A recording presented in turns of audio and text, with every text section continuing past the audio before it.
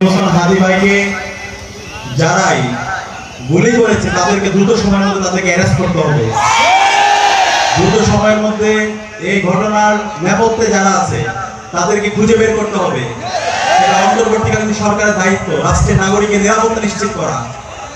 1 জুলাই বিপ্লবের পরে আমাদের নাগরিকরা যদি এখন পর্যন্ত নিরাপদ না হয়ে উঠতে পারে, আমরা নাগরিকদের জন্য যদি নিরাপত্তা নিশ্চিত করতে না পারি, তাহলে অন্তর্বর্তীকালীন সরকারের এটা বিশাল ব্যর্থতা।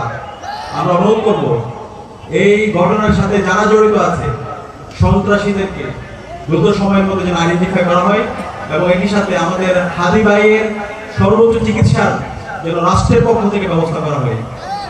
সম্মানিত উপস্থিতি, আজকে আমি যে ভূখণ্ডে দাঁড়িয়ে কথা বলছি ফিরোজপুর, এই ফিরোজপুরের সাথে আমাদের আবেগ জড়িত।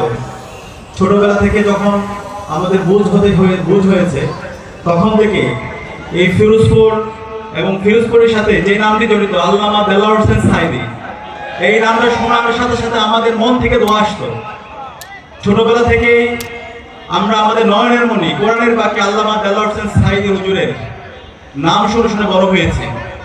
ওনার যে আধিপত্যবাদের বিরুদ্ধে লড়াই, আগ্রাসনের বিরুদ্ধে যে ওনার লড়াই, ইনসাফের পক্ষে ওনার যে লড়াই, সত্যের পক্ষে যে ওনার লড়াই, সেটা দেখে আমরা উজ্জীবিত হয়েছি।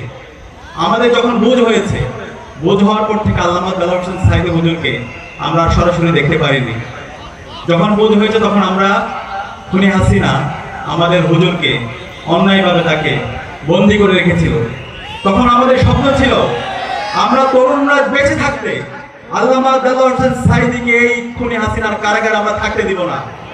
এবং সেই আলোকে 2012 সালে, 13 সালে, 14 সালে, 15-16 সালে যতগুলো আন্দোলন হয়েছে, প্রতিটি আন্দোলনে আমরা গিয়েছিলাম। আমরা আল্লাহর কাছে দোয়া করেছিলাম, আল্লাহ তুমি আমাদের জীবন নিয়ে নাও, কিন্তু আমাদের নয়নের মণি কোরআনের পাকে আল্লামা দেলোয়ার হোসেন সাঈদী হুজুরকে আমাদের মাঝে ফিরিয়ে দাও।